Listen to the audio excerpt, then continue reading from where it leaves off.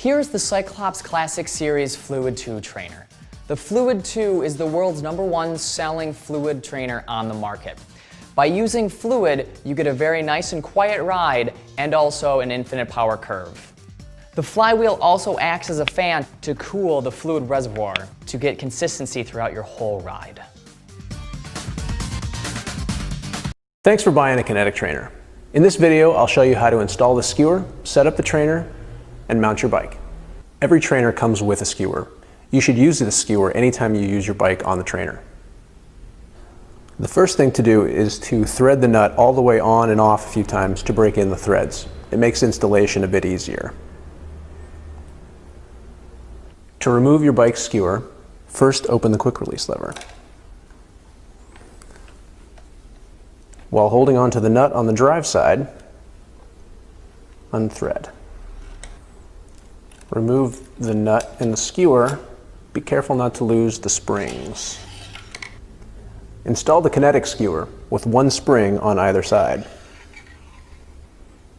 Thread the nut on and then engage the quick release. The nut should be threaded on until the quick release engages at roughly 90 degrees to the chainstay and should leave a bit of an imprint in your thumb when you close it. Now we'll set up the trainer. First, extend the legs.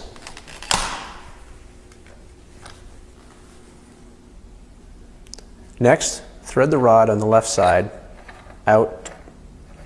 Roughly 5 full turns will get you in the right position for most road bikes. Release the quick release and slide the right rod all the way out. Thread the tension knob on the resistance unit all the way out so that the resistance unit rocks all the way back.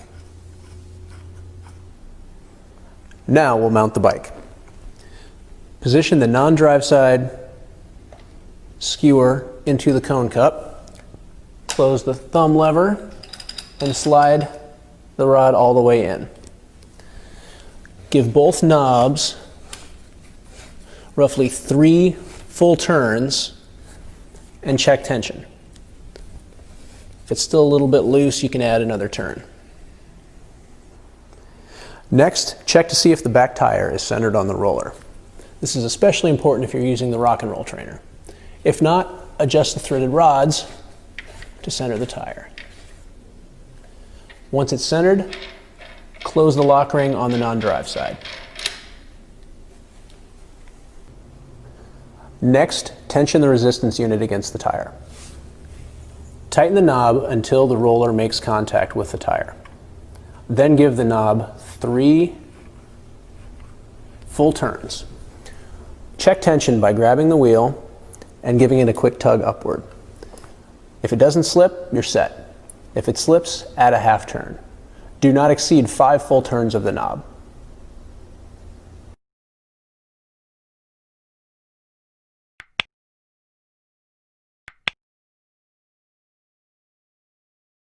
Hi, I'm John from Performance.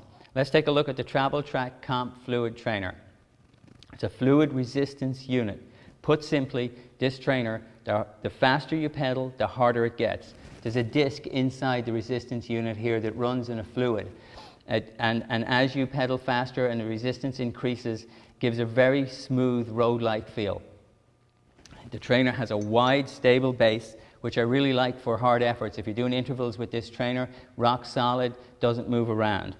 Base folds up, really easy for storage, for transportation, just really easy to use. Comes with a quick release skewer. You want to use this skewer when you set your bike up in it. It's designed to fit into these receptacle cups here, so it holds the bike solid in place when you use it. This is an exclusive to Performance. It represents a tremendous value, one of my favorite trainers. So you just got the new Conquer trainer and it looks awesome. You've pulled it out, unwrapped it, and now what? Well, you need a bike. Any bike will do that has a quick release rear wheel. What you need to do is you need to take the stock quick release lever that comes on whatever bike you choose. You need to take it completely out of the rear wheel. Keep it together for assembly purposes. Thank you. Take our Conquer skewer. It has to be our special one to fit into the cups that are on this trainer. Unscrew it all the way. Take your spring off. Push your other spring all the way back. The lever always goes on the left side, or the non-drive side, the side that doesn't have the chainring crank on it. Put your skewer in. Put your spring with the cone facing outward. Put the skewer cap on.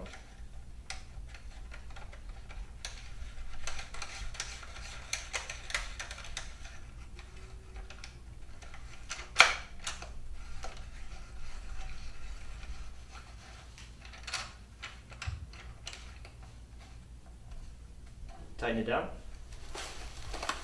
Bring it back over to the trainer. Get it in the neighborhood. Adjust your mag resistor. You're probably gonna have to screw it out a lot more than this one. I kind of cheated and pre-adjusted a little bit, but I still have to screw out a lot. You want to give it a little extra room to get the actual wheel on there once you start putting it up in the cups. Unscrew your adjuster cups all the way out.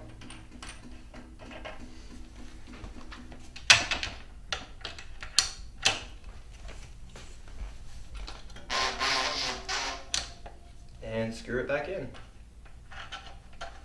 Now, you know it's not going to work if you put it in the wrong way.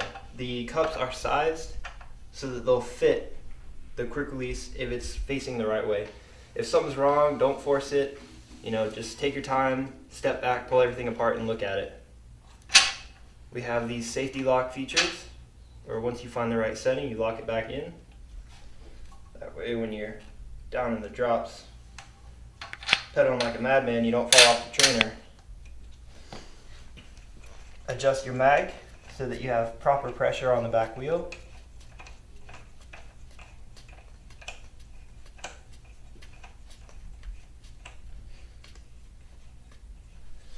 And if done right, it should sound like this.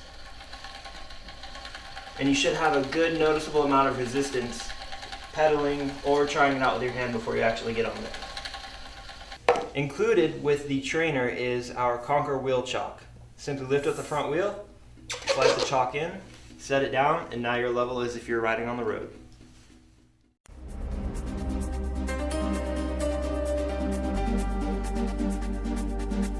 This video will show you how to set your bike up on a Conquer indoor cycling trainer.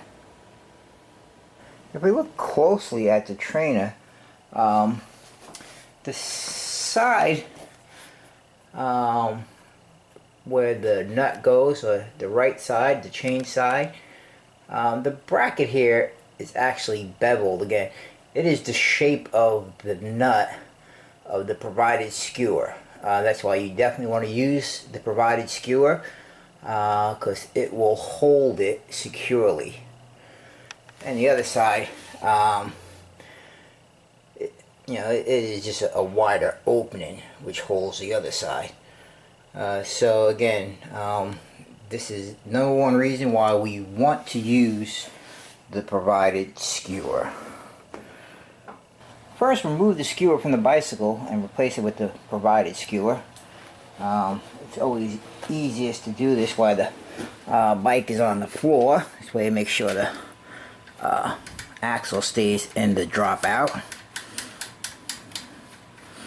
I'm going to remove this skewer.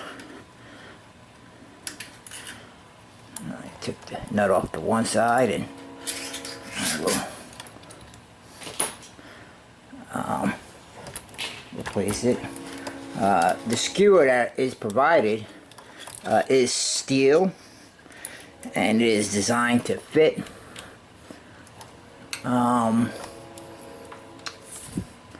into the trainer itself. So I'm gonna slide that in. The lever side always goes on the left side of the bike and the nut side on the right.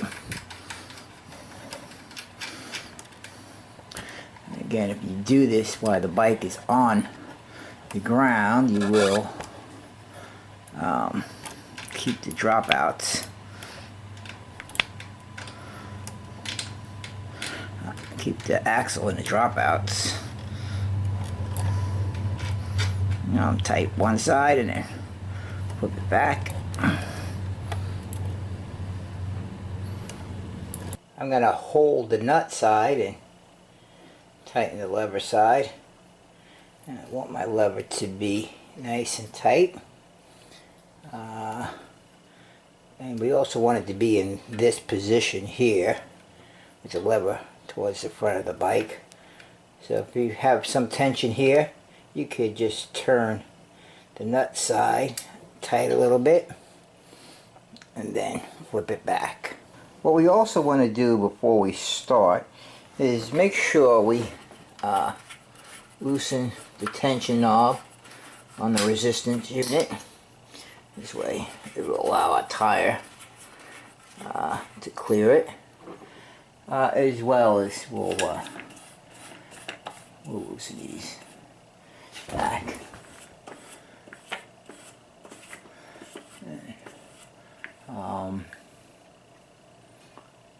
Some of the knobs may look a little different on your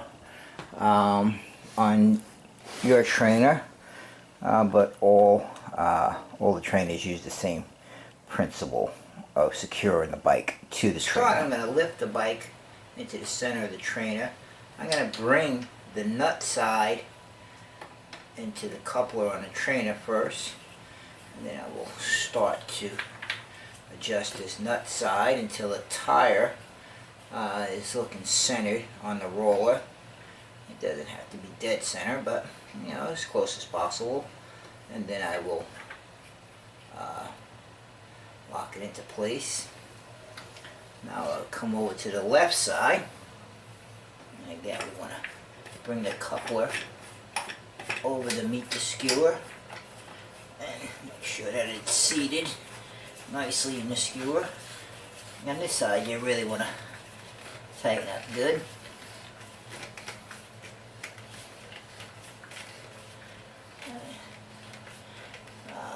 You can check the tightness of it by making sure that the bike itself will not wiggle within the coupler. And once it feels firm and secure, then you will lock that one into place. Before we bring the roller up to the tire, you always want to make sure that your tires are aired to the appropriate pressure for the tire. This will help prevent premature wear on the tire, as well as it will help keep the tire touching the roller. It doesn't have enough air. It's not going to touch the roller. So again, my tires add up, and I'm just going to tighten this until the roller meets the tire. Now it may look as though the tire is touching, but you want this to be relatively snug up against it. If it isn't, the tire will roll on the roller without the roller moving. So again, you want it to be tighter than that. As well, if it's not too tight, it may look like as though it's touching in all spots, but will slip in certain spots. So again, we want to snug this up good. We don't want it to be overly tight.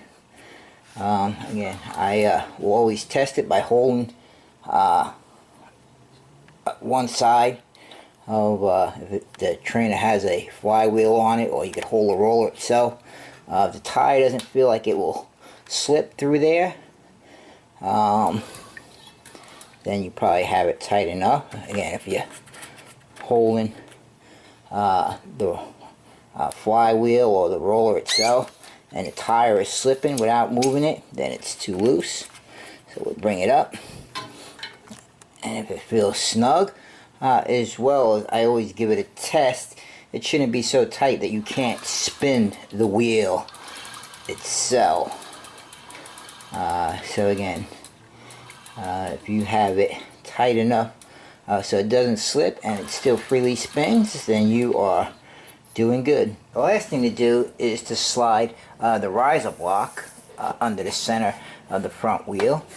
And again, if you wiggle the wheel back and forth, it will center it, and now you're ready to ride.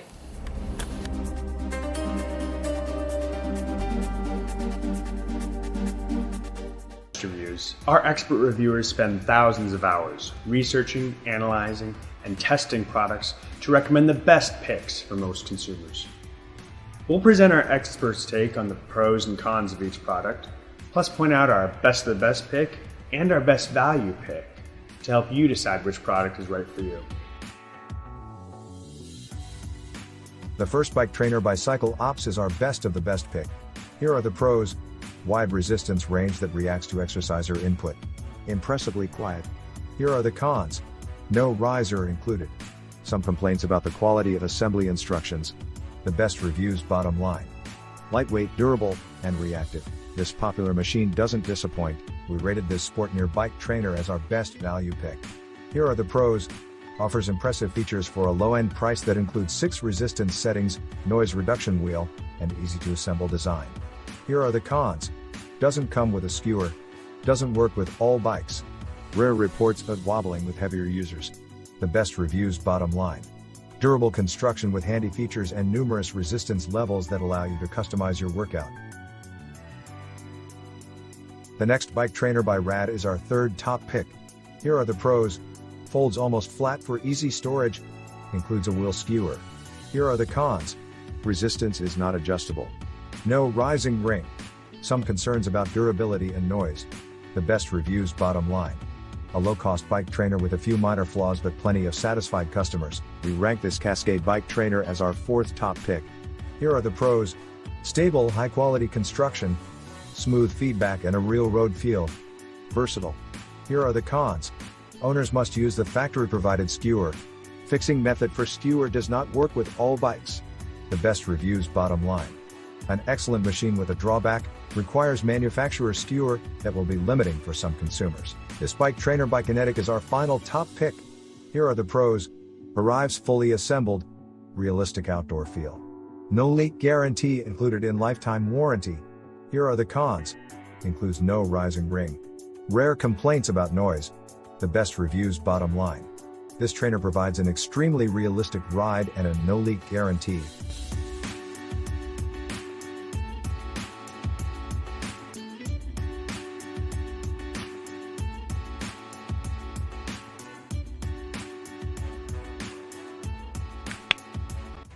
We hope our expert research and testing notes will simplify your purchasing decision and help you decide which product is right for you. Thanks for watching, and don't forget to visit bestreviews.com for more in-depth product reviews.